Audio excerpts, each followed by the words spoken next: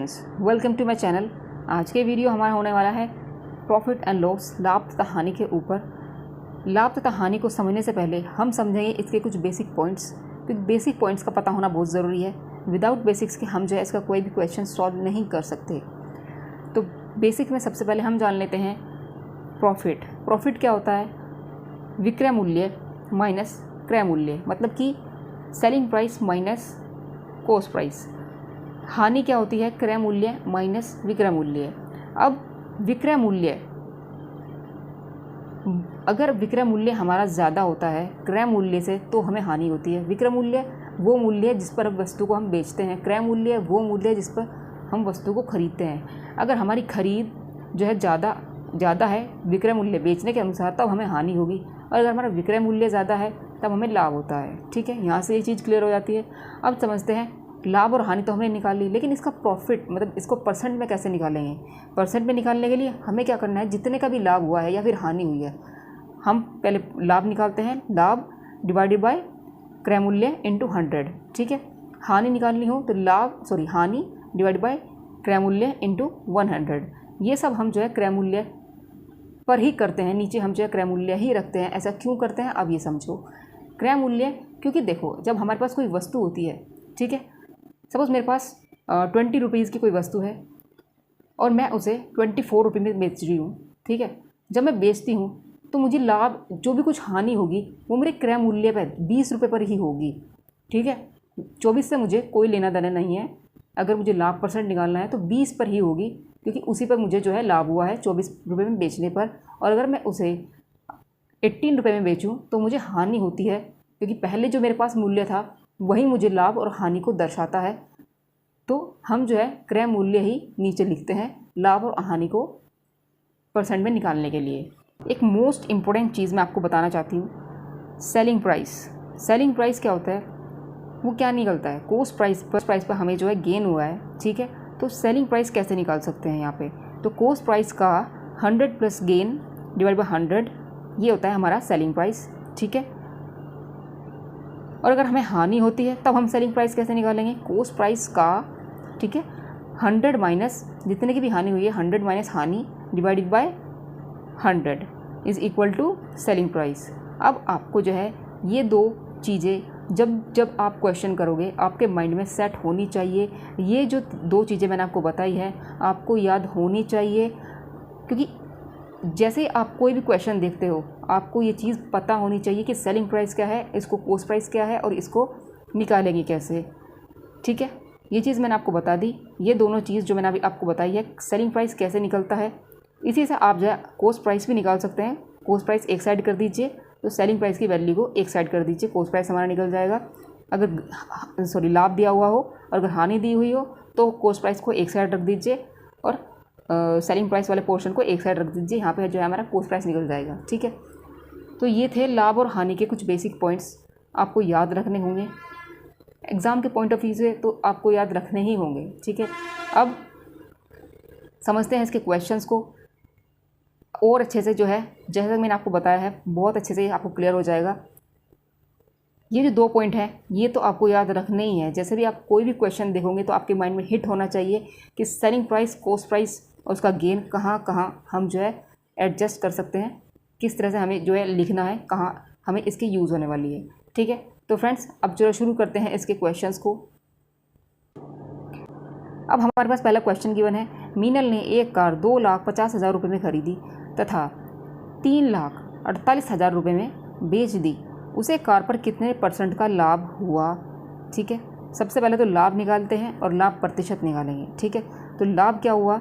क्योंकि लाभ ही हुआ है, बेची ज़्यादा में है। ठीक है, तो प्रॉफिट यहाँ पे हम निकालते हैं इसका 348 से हम 250 को माइनस कर देंगे। ठीक है, क्योंकि जो 30 है ये तो ऑब्वियसली जो है हम नीचे लिखेंगे। तो 8 और इधर से 998 और 30 साथ में हमारी चल रही हैं। ठीक है, अब ये तो उसे प्रॉफिट हो गया। प्रॉफिट परसेंट कैसे निकालेंगे? अब आप ये देखो, प्रॉफिट परसेंट ये हो जाएगा 98,000 डिवाइडेड बाय, प्रॉफिट निकालने के लिए हम जो है जो उसका खरीद मूल्य था, खरीद थी, उसको हमें रखना है नीचे, क्रय मूल्य को रखना है नीचे। ये आपको हर क्वेश्चन में याद रखना है कि क्रय मूल्य को ही पर ही जो है हमारा लाभ और हानि होती है, ठीक है। तो नीचे रखेंगे हम क्रय मूल्य, ये हो जाएगा 25 4 टाइम्स 0। अब ये 3 0 से ये जो है कट जाएंगी इंटू 100%, क्योंकि परसेंट में निकालना है तो 100 से मल्टीप्लाई करते हैं, ठीक है। अब यहाँ से हम जो है इसकी वैल्यू निकाल सकते हैं। ये 5 से काट लेंगे, सॉरी हाँ 5 से काट लेंगे 5 बार, और इधर से ये भी 5 से हम काट लेंगे 196 बार, क्योंकि ये वाली 0 इससे कट जाएगी और ये 0 इधर बचेगी। तो 980 को हमें काटा है 196 बार, ठीक है। अब हमें क्या करना है, 196 को डिवाइड करना है 5 से, तो क्या होगा, कितने बार कटेगा, 39.2 बार %। तो ऑप्शन हमारे पास क्या है, बी क्या है, राइट आंसर है। चलते हैं नेक्स्ट क्वेश्चन की तरफ और अच्छे से क्लियर करते हैं। अब नेक्स्ट है, एक व्यक्ति ने कोई पुस्तक 891 रुपये में बेचकर लागत का 1/10 लाभ कमाया, उस पुस्तक का क्रय मूल्य कितना है, ठीक है। अब यहाँ पे देखो विक्रय मूल्य 891 रुपये है, वो कह रहा है कि लाभ हुआ है, तो ऑब्वियसली हमारा जो क्रय मूल्य है वो कम होगा, ठीक है। उसी पर तो लाभ होता है, क्योंकि ज़्यादा में बेचा है तो लाभ हुआ है। तो यहाँ पे हम जो है 891 माइनस लाभ हम मान लेते हैं कि वो x है, ठीक है। वो कह रहा है कि लागत वही क्रय मूल्य, ठीक है, एक मिनट, लागत का क्या बोल रहा है, 1/10% जो है उसका लाभ है, ठीक है। ये लाभ है x का 1/10%, हमने 1/10 कर लिया। उस पुस्तक का क्रय मूल्य हमें बताना है, तो लागत ही तो जय पहली तो बात हमारा क्रय मूल्य है इस क्वेश्चन में, तो x हमें बताना है।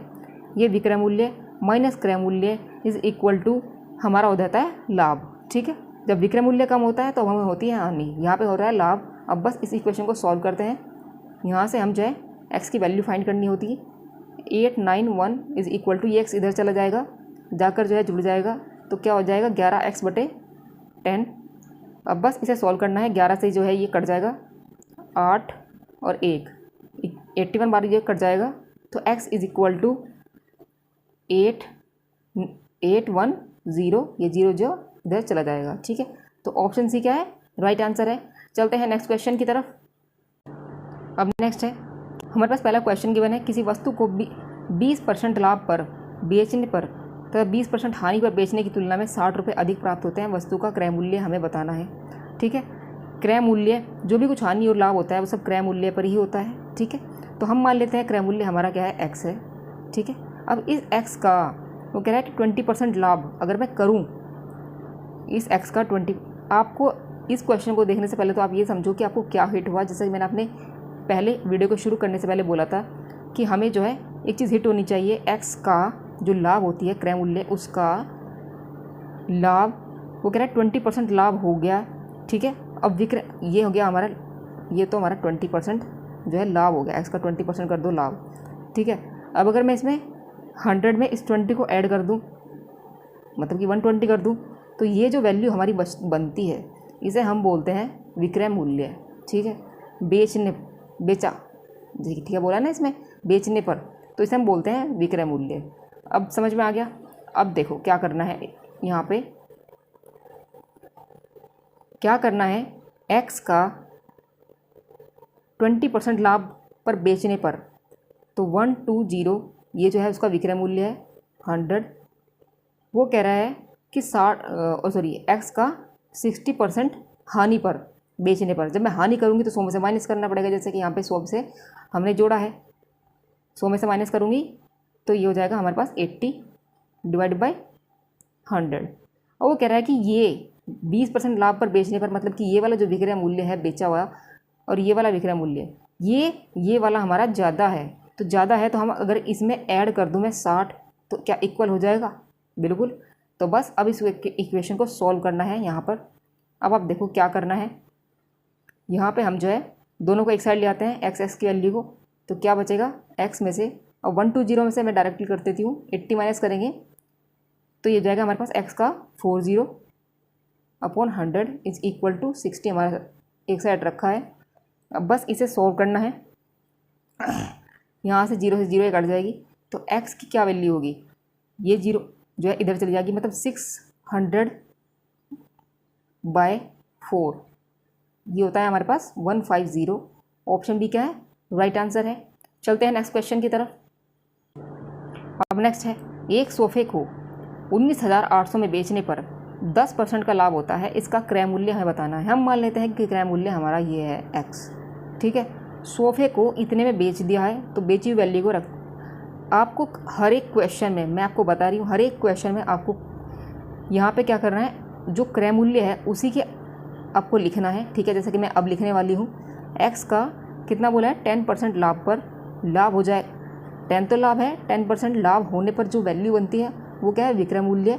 अब इसे हम 100 में ऐड करेंगे 10 को, तो ये हो जाएगा 110 डिवाइडेड बाई 100, ये विक्रय मूल्य हमारा, ये क्या होता है हमारा विक्रय मूल्य। अब वो क्या दिया हुआ है हमारे पास, 19800, ठीक है।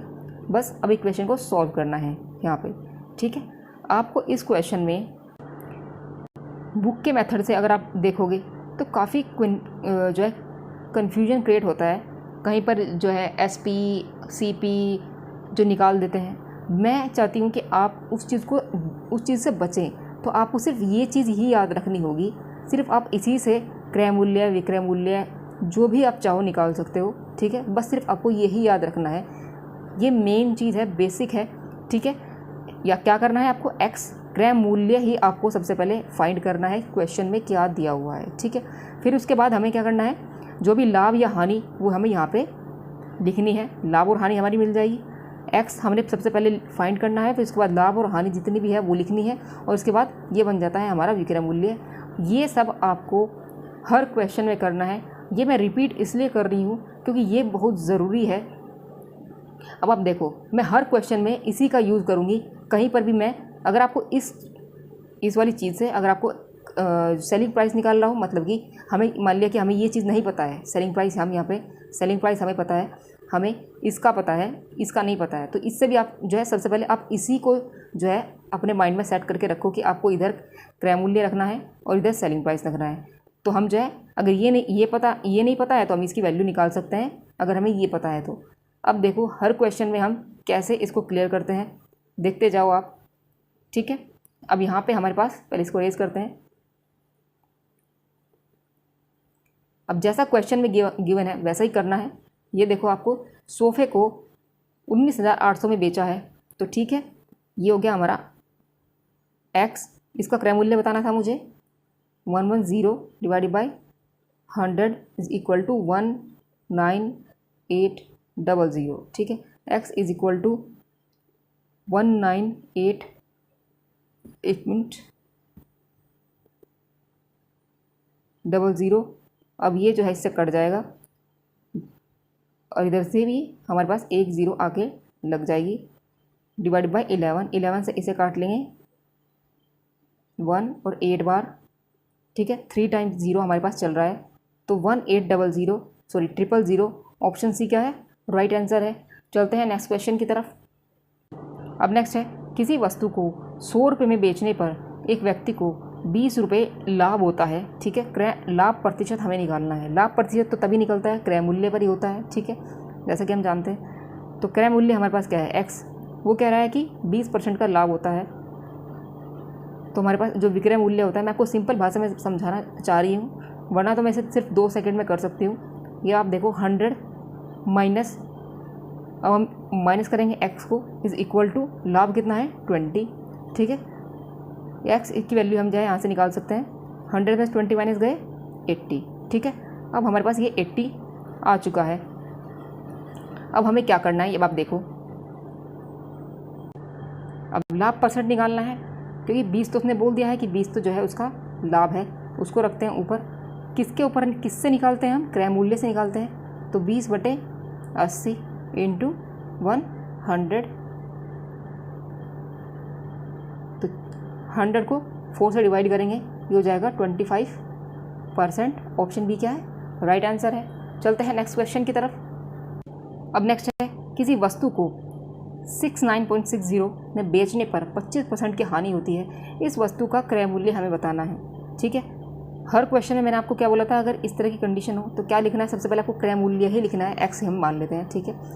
एक्स क्रय मूल्य दिया हुआ है तो क्रय मूल्य लिखेंगे, नहीं दिया हुआ है तो एक्स लिखेंगे। मतलब कि हमें शुरुआत यहीं से करनी है, मेरे कहने का मतलब ये है, ठीक है। और वो कह रहा है कि 25% की हानि होती है, और हानि होने के बाद जो मूल्य बचता है वो ये है, ठीक है। तो 100 में से हम जो है 25 को माइनस कर देंगे, ये हो जाएगा हमारे पास 75 divide by 100 is equal to क्या बचता है 69.60, ठीक है। ये आपको हर क्वेश्चन में करना है, ठीक है। मैं रिपीट इसलिए कर रही हूँ क्योंकि ये बहुत ज़रूरी है। अब किसी भी क्वेश्चन में आप जो है कंफ्यूज नहीं होंगे, ठीक है। तो एक्स हमने जो है लिखा, अब इसे हम जो है डायरेक्टली इसकी वैल्यू होती है, मैंने आपको पहले भी बताई थी, 3/4 हम इसे लिखते हैं। अब बस इसे सॉल्व करना है, यहाँ से 69.60 को इंटू 4 डिवाइड बाई 3। तो सोल्व करने पर क्या वैल्यू आएगी, 3 से इसे काट देंगे, 3 दूनी 6, 3 दिया 9.30 और गुणा करेंगे 4 में, तो ये होगा हमारे पास 92.80 जो है इसकी वैल्यू आएगी। ऑप्शन ए क्या है, राइट आंसर है। चलते हैं नेक्स्ट क्वेश्चन की तरफ।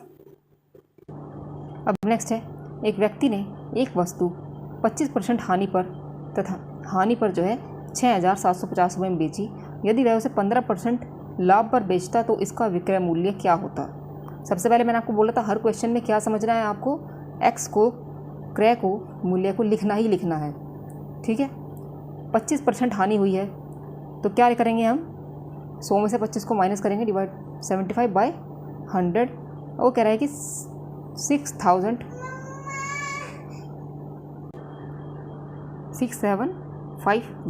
ठीक है। यहाँ से डायरेक्टली इसकी वैल्यू हम जानते हैं 3/4, ठीक है। इसे हम 3/4 कर सकते हैं। तो x is equal to 6750 into 4/3, ठीक है। ये हमारा निकल चुका है। और वो कह रहा है, ये हमारा जो है क्रय मूल्य निकल चुका है। वो कह रहा है अगर 15% लाभ पर हम जो है उसे बेच देते, इसका अगर मैं 15% लाभ करूं, ठीक है, इसका हम जो है कर देते हैं 15% लाभ, तो विक्रय मूल्य क्या होगा। 15% तो लाभ होता है, 15% लाभ होने पर जो वैल्यू होती है उसे बोलते हैं विक्रय मूल्य। और वो क्या होती है, 100 में 15 को ऐड करेंगे, डिवाइडेड बाय 100। उम्मीद करूँगी कि आपको जो है अच्छे से क्लियर हो रहा होगा। यहाँ से ये जो है इससे कट जाएगा। अब बस इस इक्वेशन को सॉल्व करना रह जाता है। यहाँ पे